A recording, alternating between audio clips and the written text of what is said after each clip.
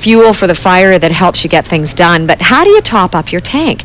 Joining us with more is Robin H.C., life coach and personal effectiveness trainer. Nice to see you. You too, Anne. What if you don't have any in your tank at all? You're not motivated one little bit. Absolutely. Then we got to get on that. We got to get motivated. There are so many things that we can do. First of all, we're motivated by feelings, right? We can look. Some people are motivated by pain. Some people by pleasure. You know, for example, me, when I run, it's pleasure. You know, so I just know how I'm going to feel, so that motivates me. So you do it once, and then your memory tells you how great that feels, so that motivates you to continue doing it. Plus, you might see results. There are real physical results to something that is athletic. I mean, that might help keep people motivated. Well, and there's endorphins, too, you know, so exercise is sort of an easy one in my world. For other people, it could be fear that they got to a certain weight. You know, and they're really uncomfortable because their clothes aren't fitting. And that would be motivating? And that could be motivating. It's like the idea of having to actually buy one size up is like all of a sudden they get into action, right? We live in a world where everything is at our fingertips, and it's pretty much a press the button kind of scenario. It's easy to just find a comfort zone where you don't have to do very much, you don't have to be physically active, you don't have to interact with people because you can sit on a computer. How do you get up, get out, get motivated, whether it's to find a better job, do better at your job, find that perfect person, whether it's a friend or a relationship? Well, I mean, there's several things. Number one, we can sort of look at the things in our life that are depleting our motivation. It may be people, could be habits.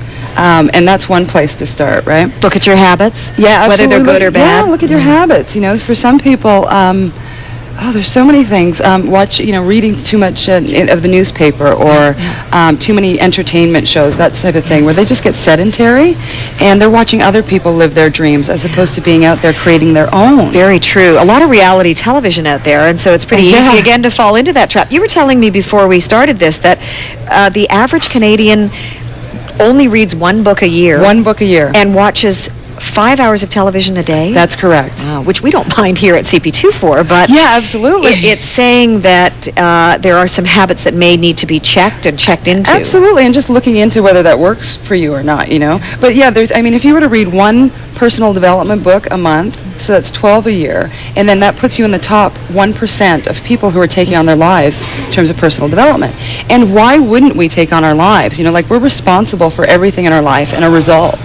And so finding the ways that get us motivated, because it's different for everybody, you know. Some people it's a coach, it's a buddy, there's wonderful books out there, there's tremendous programs out there, and it's just a matter of being responsible for seeking out that information to get yourself motivated. As I get older, I get lazy, quite frankly. And, you know, as I say, you get into a pattern and a system. Yeah. It's hard to actually find that spark in order to go and seek out a book, seek out a coach, take up a new hobby, go and look for another job, whatever it is. You know, one of the things I think that's missing for most people, and this just amazes me, is a plan. We don't plan our lives. People put, like, thousands of dollars into weddings and ridiculous amount of time into weddings, and it's one day. You know, and they act like their life depends on it. Should you have that same kind of approach then, that organized, enthusiastic approach about your life in general? Your life, absolutely. It's exciting. It's your life. See, and here's the thing. As we procrastinate and we're not motivated, all of that stuff comes from the past. You know, and it's interpretations that we made up often when we're 6 or 8 years old, right?